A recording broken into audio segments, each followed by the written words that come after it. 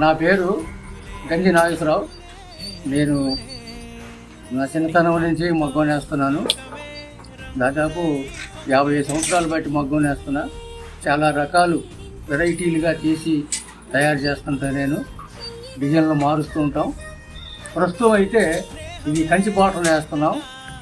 ఇది తెలుపులో baby pink, కమ్మి jacket, మధ్యలో వైట్ వచ్చింది. ఇది చాలా చీర మంచి వెరైటీగా ఉంటుంది. ఇది చాలామంది వాడుతున్నారు. మీకు ఎవరికైనా కావాలంటే ఆర్డర్ పెడితే మీకు పంపించడం జరిగింది.